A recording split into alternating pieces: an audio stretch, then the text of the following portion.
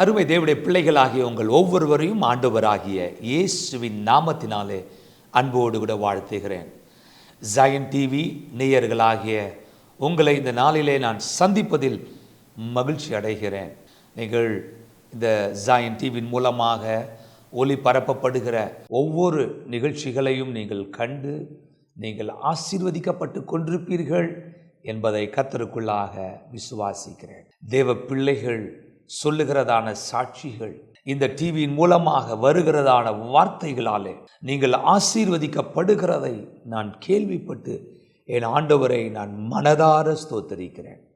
தொடர்ந்து இந்த ஊழியத்திற்காக நீங்கள் ஜெபித்துக் கொள்ளுங்கள். இப்பொழுதும் கூட நாம் வேதமும் விளக்கமும் என்கிறதான இந்த நிகழ்ச்சியின் மூலமாக தோராவிலே சொல்லப்படுகிறதான பாஷா போஷன்களை தியானித்து வருகிறோம். இந்த தியானங்கள் உங்களுக்கு நிச்சயமாகவே மிகுந்த பிரயோஜனமாக இருக்கும் என்று கர்த்தருக்குள் விசுவாசிக்கின்றேன். இன்றைய நாளினுடைய பாஷா போஷனை கூட நாம் தியானிக்க போகிறோம். இந்த நாளினுடைய பாஷா போஷனுடைய பெயர் அகாரி மோத் என்று சொல்லப்படுகிறது. அகாரி மோத் என்கிறதான இந்த பகுதியை இந்த நாளிலே நாம் தியானிக்க ஆண்டவர் நமக்கு உதவி செய்வாராக. இதற்குரிய வேத பகுதியை நீங்கள் குறித்து கொள்ளுங்கள். ஆண்டுடைய பிள்ளைகளே, லேவியராகமத்தின் புஸ்தகம் 16ஆம் அதிகாரம் 1வது வசனம் தொடங்கி 18ஆம் அதிகாரத்தினுடைய 30வது வசனம் வரைக்கும் இந்த நாளினுடைய வேத தியானமாய் காணப்படுகிறது. அதைத் தொடர்ந்து அஃப்தோரா பகுதியிலே எசேக்கியேல் தீர்க்கதரிசன புஸ்தகம் 22ஆம் அதிகாரம் 1வது வசனம் தொடங்கி 22ஆம் அதிகாரத்தினுடைய 19வது வசனம் வரையும் பெரித் ஹதிஷா என்று சொல்லப்படுகிறதான புதிய ஏற்பாட்டு பகுதி 1 கொரிந்தியர் 6ஆம் அதிகாரம் 9வது வசனம் தொடங்கி 20வது வசனம் வரைக்கும் ஆகிய இந்த 3 வேத பகுதிகள் ஒன்றோடு ஒன்று இணைந்து இருக்கிறதை, ஜோடு இருக்கிறதை நீங்கள் பார்க்க முடியும். இன்றைக்கு நாம் அகாரி மோத் என்கிறதான இந்த பகுதியினை தியானிக்க கர்த்தர் நமக்கு உதவி செய்வாராக. மூத் அப்படிங்கிறதான இந்த வார்த்தை, மோத் அப்படிங்கிறதான இந்த வார்த்தை மரணம், டெத் அப்படின்னு சொல்லுகிறதான ஒன்றாக இருக்கிறது. முஸ்லீம் சகோதரர்கள் ஒருவர் மரித்து போனால் அவங்க சொல்லுவாங்க மவுத் ஆயிட்டாங்க அப்படின்னு சொல்லிட்டு. எபிரேய வார்த்தையிலிருந்து வந்ததான ஒரு வார்த்தை தான் அது மோத் அப்படின்றதான வார்த்தை. ஏற்கனவே தேவனோடு கூட நடந்ததான தேவ மனிதன் அவருடைய மகனுக்கு ஆண்டவர் சொல்லி அவர் வைத்ததான பெயர் மெத்துசலா என்கிறதான பெயர். மெத் இல்லாவிட்டால் மோத் அப்படிங்கிறதான இந்த வார்த்தை மரணத்தை குறிக்கிறது, டெத்தை குறிக்கிறது. இன்றைக்கும் அகாரி மோத் அப்படிங்கிறதான இந்த வார்த்தை எதை சொல்லுகிறது என்றால் ஆஃப்டர் த டெத், அவர்களுடைய மரணத்திற்கு பின் என்கிறதான அர்த்தத்தை உடைய ஒரு பெயராக இருக்கிறது. யாருடைய மரணத்திற்கு பின்பு என்று நாம் பார்க்க போகிறோம். லேவியராகமம் 16ஆம் அதிகாரம் 1வது வசனம் நமக்கு இப்படியாக சொல்லுகிறது. ஆரோனின் 2 குமாரர் கர்த்தருடைய சந்நிதியில் சேர்ந்து மரித்து போன பின்பு கர்த்தர் மோசேயை நோக்கி. போன பாஷா போஷனில் நாம் பார்த்தோம், ஆரோனின் 2 குமாரர்கள் அவர்கள் தேவனுக்கு முன்பாக அந்நிய அக்கினியை கொண்டு வந்ததினாலே கர்த்தரிடத்திலிருந்து அக்கினி புறப்பட்டு வந்து அவர்களை கொன்று போட்டது என்று நாம் பார்த்தோம். நாதாப், அபியூ என்கிறதான பிரதான ஆசாரனாகிய ஆரோனினுடைய 2 குமாரர் மரித்து போனார்கள். அவருடைய மரணத்துக்கு பிறகு ஆண்டவர் இங்கே தம்முடைய கட்டளைகளை, வார்த்தைகளை தேவ ஜனங்களுக்கு அவர் கொடுக்கிறார். ஆண்டவர் சொல்லுகிறதான வார்த்தை என்னவென்றால், கிருபாசனம் என்கிறதான தேவனுடைய உடன்படிக்கை பெட்டி இருக்கிறதான அந்த இடத்திற்கு பிரதான ஆசாரியனா இருந்தாலுமே சரி, அவன் கண்ட நேரத்திற்கு அங்கே வர வேண்டாம் என்று ஆண்டவர் கட்டளை கொடுக்கிறார். கர்த்தர் சொல்லுகிறார் 2வது வசனத்திலே, கிருபாசனத்தின் மேல் ஒரு மேகத்தில் நான் காணப்படுவேன். ஆதலால் உன் சகோதரனாகிய ஆரோன் சாகாதபடிக்கு பரிசுத்த ஸ்தலத்திலே திரைக்கு உட்புறத்தில் இருக்கிற பெட்டியின் மேல் உள்ள கிருபாசன மூடிக்கு முன்பாக சகல வேலையிலும் வர வேண்டாம் என்று அவனுக்கு சொல். கண்ட நேரத்திலும் வர முடியாது. அப்படி என்றால் எப்பொழுது வர வேண்டும்? ஆண்டவர் சொல்லுகிறார், வருஷத்திற்கு ஒரு முறை யோம் கிப்பூர் என்கிறதான அந்த நாளிலே பிரதான ஆசாரியன் தனக்கான பலியை செலுத்தி ரத்தம் சிந்தி பிறகு தேவ ஜனத்தினுடைய இஸ்ரவேல் புத்திரருடைய சகல பாவங்களுக்காக பாவ நிவிர்த்தி செய்யும்படியாக ஆண்டுக்கு ஒரு முறை அந்த கிருபாசன தண்டையிலே கிட்டி சேர கடவன் என்று ஆண்டவர் சொல்லுகிறார். யோம் கிப்பூர் என்கிறதான இந்த நாளுக்கு தமிழ்ல பாவ நிவாரண நாள் என்று சொல்லப்படுகிறது. ஆங்கிலத்தில் த டே ஆஃப் அட்டோன்மெண்ட். கர்த்தருடைய பிள்ளைகளே, இந்த நாள் மிக முக்கியமான நாள். முழு இஸ்ரவேல் தேசத்தாரும் தங்களுடைய பாவத்தின் நிமித்தமாக அவர்கள் தேவன் அண்டையிலே தங்களை தாழ்த்தி பாவ மன்னிப்பை கேட்டு தேவன் அண்டையிலே மனம் திரும்ப வேண்டும் என்றதான முறைமையை தேவன் ஏற்படுத்தியிருந்தார். அந்த நாளிலே ஆண்டவர் சொல்லியிருந்தார், 2 ஆட்டை அவர்கள் பிடித்து கொண்டு வர வேண்டும். அந்த ஆட்டினுடைய ஒரு ஆடு கர்த்தருக்கு என்று சீட்டு போட்டு பிரித்து விடப்பட வேண்டும். இன்னொரு ஆடு போக்காடாக அது விடப்பட வேண்டும் என்று ஆண்டவர் சொல்லியிருந்தார். தேவ ஜனத்தினுடைய பாவத்தை நிவிர்த்தி செய்வதற்காக ஆண்டவர் ஏற்படுத்தியிருந்ததான முறைமை, அந்த ஒரு ஆடு ரத்தம் சிந்த வேண்டும் என்று சொல்லி. ஏன் ரத்தம் சிந்தப்பட வேண்டும்? தேவனுடைய பிள்ளைகளே, லேவியராகமம் 17ஆம் அதிகாரம் 11வது வசனம் இப்படியாக சொல்லுகிறது, மாம்சத்தின் உயிர் இரத்தத்தில் இருக்கிறது. நான் அதை உங்களுக்கு பலிபீடத்தின் மேல் உங்கள் ஆத்துமாக்களுக்காக பாவ நிவிர்த்தி செய்யும்படிக்கு கட்டளையிட்டேன். ஆத்துமாவிற்காக பாவ நிவிர்த்தி செய்கிறது இரத்தமே. ஆத்துமாவிற்காக பாவ நிவிர்த்தி செய்வது இரத்தமே. Blood is the atonement for the soul. தேவனுடைய பிள்ளைகளே, அப்படி என்றால் ஒவ்வொரு ஆத்துமாவுடைய பாவத்திற்கு பாவ நிவர்த்தி செய்வதற்கு ஒரே ஒன்றுதான் ஆண்டவர் வைத்திருக்கிறார், இரத்தம். இரத்தம் சிந்துதல் இல்லாமல் பாவ மன்னிப்பு கிடையாது. ஆகினாலே ஆண்டவர் சொன்னதான காரியம், 2 வெள்ளாட்டு கடாக்களை நீ குறித்து கொள்ள வேண்டும். 16வது அதிகாரம் 6வது வசனத்திலே சொல்லுகிறது, பின்பு ஆரோன் தனக்காகவும் தன் வீட்டாருக்காகவும் பாவ நிவிர்த்தி செய்யும்படிக்கு தன்னுடைய பாவ நிவாரண பலியின் காளையை சேர பண்ணி அந்த 2 வெள்ளாட்டு கடாக்களையும் கொண்டு வந்து ஆசரிப்பு கூடார வாசலில் கர்த்தருடைய சந்நிதியில் நிறுத்தி அந்த 2 வெள்ளாட்டு கடாக்களையும் குறித்து கர்த்தருக்கென்று ஒரு சீட்டும் போக்காடாக விடப்படும் வெள்ளாட்டு கடாவுக்கென்றும் ஒரு சீட்டும் போட்டு கர்த்தருக்கென்று சீட்டு விழுந்த வெள்ளாட்டு கடாவை பாவ நிவாரண பலியாக சேர பண்ணி போக்காடாக விடப்பட சீட்டு விழுந்த வெள்ளாட்டு கடாவை அதை கொண்டு பாவ நிவிர்த்தி உண்டாகவும் அதை போக்காடாக வனாந்திரத்திலே போக விடவும் கர்த்தருடைய சந்நிதியில் உயிரோட நிறுத்த கடவன் என்று சொல்லப்பட்டிருக்கிறது. தேவனுடைய பிள்ளைகளே, இங்கே நாம் பார்க்கின்றோம் 2 வெள்ளாட்டு கடா, அதன் மீது சீட்டு போட வேண்டும். ஒன்று கர்த்தருக்கென்று, ஒன்று போக்காடு என்று. கர்த்தருக்கென்று சீட்டு விழுந்ததான அந்த வெள்ளாட்டு கடாவை தேவனுடைய சந்நிதியிலே தேவ ஜனத்தின் பாவத்திற்காக அதை பலி செலுத்த வேண்டும். அது ரத்தம் சிந்தப்பட வேண்டும். போக்காடாக விடப்பட வேண்டியதான அந்த ஆட்டின் மீது ஜனத்தின் மூப்பர் எல்லாரும் அதன் தலையின் மீது கையை வைத்து இஸ்ரவேலின் ஜனங்களை பாவங்களை அதன் மீது சொல்லி அதை கொண்டு போய் வனாந்திரமான இடத்திலே பாளையத்திற்கு புறம்பே கொண்டு போய் அதை விட்டுவிட வேண்டும். அது தேவ ஜனத்தினுடைய பாவங்களை எல்லாம் சுமந்து கொண்டு பாளையத்துக்கு புறம்பே கடந்து போகும். இப்படியாக ஜனத்தினுடைய பாவங்களுக்கான நிவிர்த்தி செய்யப்படும். அந்த போக்காடாக விடப்பட்டதான ஆடு ஜனத்தின் பாவங்களை சுமந்து கொண்டு பாளையத்துக்கு புறம்பே போகும்.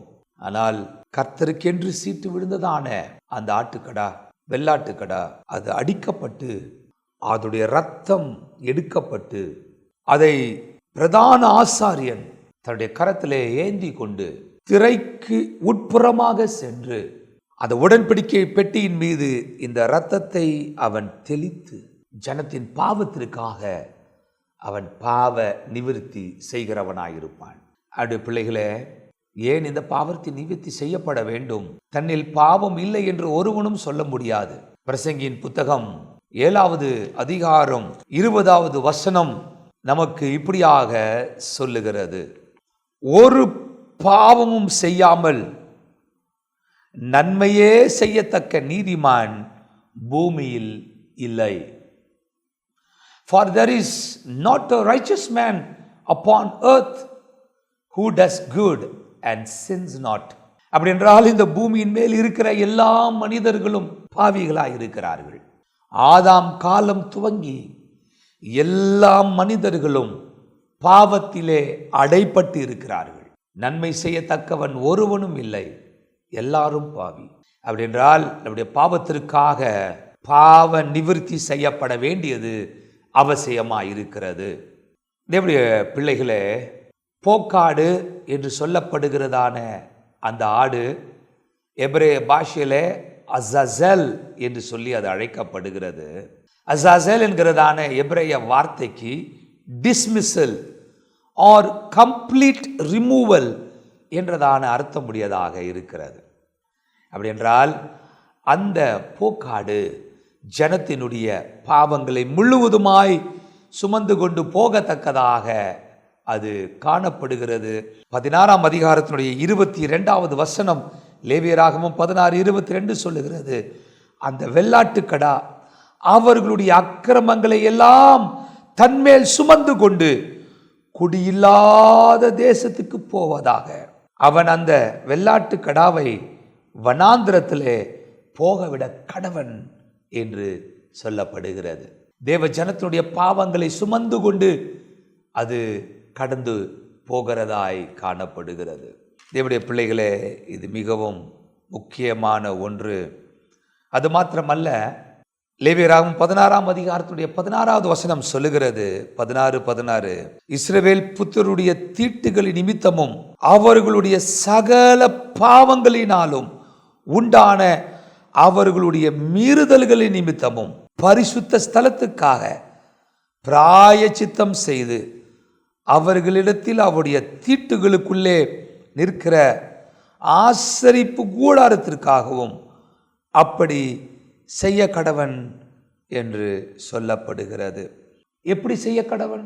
அந்த இரத்தத்தை, இன்னொரு ஆட்டுக்குட்டியுடைய இரத்தத்தை, வெள்ளாட்டு கடாவுடைய இரத்தத்தை சிந்தி அதை கிருபாசனத்தின் மீது முன்பாகவும் அதன் இரத்தத்தை தெளிக்க வேண்டும் என்று சொல்லி 15வது வசனம் சொல்லுகிறதை நாம் பார்க்கின்றோம். அவன் 7 தரம் தன் விரலினாலே தெளிக்க வேண்டும், கிருபாசனத்தின் மேல் தெளிக்க வேண்டும் என்றும் 14வது வசனம் சொல்லுகிறது. கர்த்தருடைய பிள்ளைகளே, அப்படி என்றால் நம்முடைய பாவங்கள் எல்லாம் நீங்கத்தக்கதாக இப்படிப்பட்ட காரியங்களை செய்ய வேண்டும். ஆனால் வருஷத்துக்கு ஒரு முறைதான் பிரதான ஆசாரியன் கிருபாசன தண்டையிலே பிரவேசிக்க முடியும் என்கிறதான மாபெரும் காரியத்தை இங்கே ஆண்டவர் சொல்லுகிறதை நாம் பார்க்க முடிகிறது. தேவ ஜனங்களே, அப்படி என்றால் நாம் நம்முடைய பாவங்களுக்காக ஆட்டுக்கடா ரத்தம் சிந்தப்பட வேண்டும் என்று சொல்லப்படுகிறது. ஆனால் இந்நாட்களிலே இந்த வெள்ளாட்டுக்கடாவுடைய ரத்தம் நமக்காக சிந்தப்படுவது இல்லை. அதை பார்க்கிலும் மேன்மையான பலியை ஆண்டவராகிய இயேசு நமக்காக சிந்திருக்கிறார். அவர் இந்த போக்காடாக நம்முடைய பாவங்களை எல்லாம் சுமந்து கொண்டு பாளையத்துக்கு புறம்பே அவர் கடந்து போனார். அவர்தான் போக்காடாக காணப்படுகிறார். அது மாத்திரமல்ல, தேவனுடைய பிரசனத்திலே, தேவனுடைய பலிபீடத்திலே அடிக்கப்பட்ட ஆட்டுக்குட்டியாக, அடிக்கப்பட்டதான ஆடாக நம்முடைய ஆண்டவராகிய இயேசு கிறிஸ்து காணப்படுகிறார். யோவான் அவரை பார்த்து சொல்லுகிறார், இதோ உலகத்தின் பாவத்தை சுமந்து தீர்க்கிற தேவாட்டுக்குட்டி என்று அவரை அடையாளம் காண்பிக்கிறதை யோவான் 1ஆம் அதிகாரத்திலே நாம் வாசிக்க முடியும். தேவ ஜனங்களே, இயேசு தான் போக்காடு, இயேசு தான் தேவனுக்கு என்று தேவனுடைய பலிபீடத்திலே பலி செலுத்தப்பட வேண்டியதான ஆடாகவும் அவரே காணப்படுகின்றார். உடைய பாவங்களுக்காக, நாம் எல்லாருடைய பாவங்களுக்காக பாவத்தை சுமந்து கொண்டு போனவர் இயேசு, பலியானவர் ஆண்டவராகிய இயேசு கிறிஸ்து. அவரை குறித்தான் ஏசாயா 53ஆம் அதிகாரத்திலே நம் எல்லாருடைய அக்கிரமத்தையும் அவர் மேல் விழப்பண்ணினார் என்று சொல்லி ஏசாயாவின் மூலமாக ஆண்டவர் சொல்லியிருக்கிற தீர்க்க தரிசன வார்த்தைகளை நாம் பார்க்க முடிகிறது. அவர் நம்முடைய அக்கிரமங்களுக்காக அடிக்கப்பட்டார், நம்முடைய பாவங்களுக்காக அவர் சுமந்தார், நம்முடைய பாவங்கள் எல்லாவற்றையும் அவர் சுமந்து தீர்த்தார் என்று சொல்லப்பட்டிருக்கிறது. தேவனுடைய பிள்ளைகளே, எபிரேயர் 9ஆம் அதிகாரத்தினுடைய 12வது வசனத்திலே மிக அழகான வார்த்தையை நாம் அங்கே வாசிக்கிறோம். வெள்ளாட்டுக்கடா, இளங்காலை இவைகளுடைய இரத்தத்தினாலே அல்ல, தம்முடைய சொந்த இரத்தத்தினாலும் ஒரே தரம் மகா பரிசுத்த ஸ்தலத்திலே பிரவேசித்து நித்திய மீட்பை உண்டு பண்ணினார் என்று சொல்லி ஆண்டவராகிய இயேசு கிறிஸ்துவை குறித்து சொல்லப்பட்டிருக்கிறது. ஆம் தேவனுடைய பிள்ளைகளே, மெய்யாகவே நம்முடைய பாடுகளை அவர் ஏற்றுக்கொண்டார், நம்முடைய துக்கங்களை அவர் சுமந்தார், நமக்கு சமாதானத்தை உண்டு பண்ணும் ஆக்கினை அவர் மீது வந்தது. அவருடைய தழும்புகளால் நாம் குணமாகிறோம் என்று வேதம் சொல்லுகிறது. Jesus did it once and for all. அவர் ஒரே தரம் பிரவேசித்து நித்திய மீட்பை நமக்காக அவர் உண்டு பண்ணியிருக்கின்றார். ஆகினாலே இந்த தேவனாகிய கர்த்தரை நாம் தொடர்ந்து பின்பற்றி அவர் நமக்கு தருகிறதான விடுதலையை, பாவ மன்னிப்பை, சௌக்கியத்தை, ஆரோக்கியத்தை நாம் பெற்றுக்கொண்டு அவருக்கென்று வாழ தேவனாகிய கர்த்தர் நம் ஒவ்வொருவருக்கும் உதவி செய்வாராக.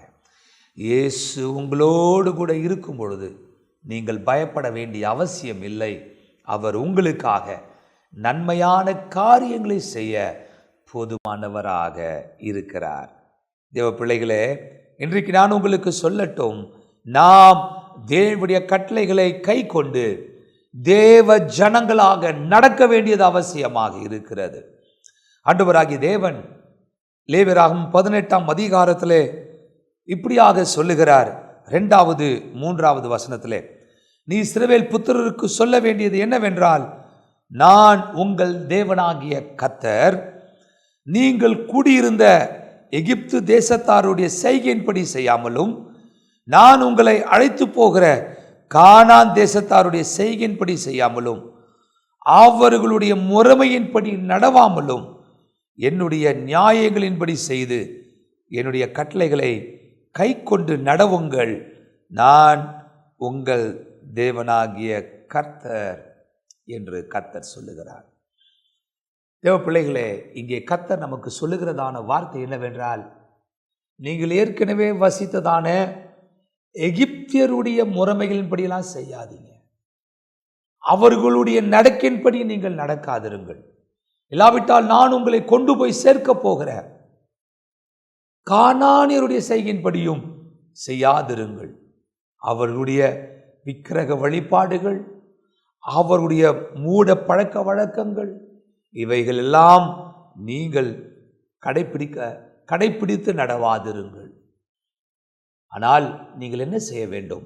நான் உங்களுக்கு கட்டளையிடுகிற இந்த வேத பிரமாணத்தின்படி நீங்கள் செய்ய கவனம் உள்ளவர்களாக இருங்கள் என்று ஆண்டவராகிய தேவன் சொல்லுகின்றார். இன்றைக்கு கர்த்தருடைய பிள்ளைகளே, அவைகளின்படி நாம் செய்தோமே என்றால், கர்த்தருடைய நியாய பிரமாணத்தின்படி நாம் செய்வோமே என்றால், இந்த பூமியிலே நாம் ஆசீர்வதிக்கப்பட்டவர்களாய் பாக்கியவான்களாய் இருப்போம் என்பதிலே ஒருபோதும் சந்தேகமே இல்லை. ஆகினாலே கர்த்தர் நமக்கு கட்டளையிடுகிற கட்டளைகளின்படி நடந்து அவருடைய வார்த்தையின்படி செய்வோமே என்றால் 128வது சங்கீதத்தில் கர்த்தர் சொல்லியிருக்கிறபடி உன் கையின் பிரயாசத்தை நீ சாப்பிடுவாய், உனக்கு பாக்கியமும் நன்மையும் உண்டாயிருக்கும், உன் குடும்பம் ஆசீர்வதிக்கப்பட்டதாயிருக்கும், நீ உன் பிள்ளைகளின் பிள்ளைகளையும் இஸ்ரவேலுக்கு உண்டாகும் சமாதானத்தையும் காண்பாய் என்கிற வார்த்தையின்படி கர்த்தர் உங்களை நிறைவாய் ஆசீர்வதிக்க அவர் வல்லமை உள்ளவராக இருக்கின்றார். தேவ பிள்ளைகளே, நீங்கள் சமாதானம் பெற்று சந்தோஷத்தோடு சகல சௌபாக்கியங்களோடு கூட நீங்கள் வாழ்ந்து தேவனுடைய நாமத்தை மகிமைப்படுத்த என் தேவனாகிய கர்த்தர் உங்களுக்கு கிருபை செய்வாராக. உங்களுக்காக நான் ஜெபிக்க விருப்பப்படுகிறேன். எல்லாரும் கண்களை மூடி தேவ நோக்கி பார்த்து நாம் ஜெபம் செய்வோம். எங்களை நேசிக்கிறதான எங்கள் அன்பின் ஆண்டவரே, ஆசீர்வதிக்கப்பட்ட இந்த நல்ல நாளுக்காய் உமக்கு நன்றி. உம் நல் வார்த்தைகளை உடைய பிள்ளைகள் ஆண்டவரே கேட்டிருக்கிறாங்க, உடைய வார்த்தைகளுக்கு தங்களை ஒப்பு கொடுத்திருக்கிறாங்க. நீரே உடைய ஜனத்தை ஆசீர்வதிங்க. எங்களுடைய பாவங்களை மன்னிப்பதற்காக நீர் போக்காடாக அசசலாக மாறினதற்காக உமக்கு நன்றி. மாத்திரமல்ல, எங்களுக்காக பலியானதற்காக உமக்கு ஸ்தோத்திரங்கள் இயேசப்பா. ஆண்டவரே, இந்த வார்த்தைகளை பெற்றுக் கொண்டிருக்கிற பிள்ளைகள் ஒவ்வொருவரும் ஆண்டவரே உம்மாலை விடுதலையை பெற்று உம்மாலை ஆசீர்வாதங்களை சுதந்திரித்துக் கொண்டு இந்த சாட்சிகளாய் உமக்கென்று இறுதி வரைக்கும் வாழ கர்த்தர் கிருபை தருவீராக. தேவ சமாதானம் இந்த பிள்ளைகள் மேலே இருப்பதாக உயர்ந்த அடைக்கலத்துக்குள்ளாய் வைத்துக் கொள்ளுங்க ராஜா. இதனுடைய வாழ்வு உம்மாலே ஆசீர்வதிக்கப்பட்டிருக்கட்டும். நீரே மகிமையாய் நடத்தும். தேவ சித்தம் நிறைவேறுவதாக. உடைய பிள்ளைகள் ஒவ்வொருவரும் என்னென்ன காரியங்களுக்காய் விண்ணப்பித்துக் கொண்டிருக்கிறார்களோ அவர்கள் ஒவ்வொருடைய வாழ்விலும் எங்கள் தேவனாகிய நீர் இறங்கி அதிசயங்களை செய்வீராக. ஆண்டவரே, உடைய பிள்ளைகள் நன்மைகளை பெற்றுக்கொள்வார்களாக. தேவ சமூகம் இவர்களோடு கூட என்றென்றைக்கும் இருக்கட்டும். ஆசீர்வதிங்க. தொடர்ந்து இந்த வேத தியான பகுதியை நீர் ஆசீர்வதித்து மகிமைப்படுங்க. மீட்பர் இயேசுவின் நாமத்தில் ஜெபிக்கிறோம் எங்கள் ஜீவனுள்ள நல்ல பிதாவே, ஆமென். என் ஆத்துமாவே கர்த்தரை ஸ்தோத்திரி, என் முழு உள்ளமே அவருடைய பரிசுத்த நாமத்தை ஸ்தோத்திரி. என் ஆத்துமாவே கர்த்தரை ஸ்தோத்திரி, அவர் செய்த சகல உபகாரங்களையும் மறவாதே. Amen, amen. Shalom and shalom. God bless you. கர்த்தர் உங்களை ஆசீர்வதிப்பாராக. ஆமென்.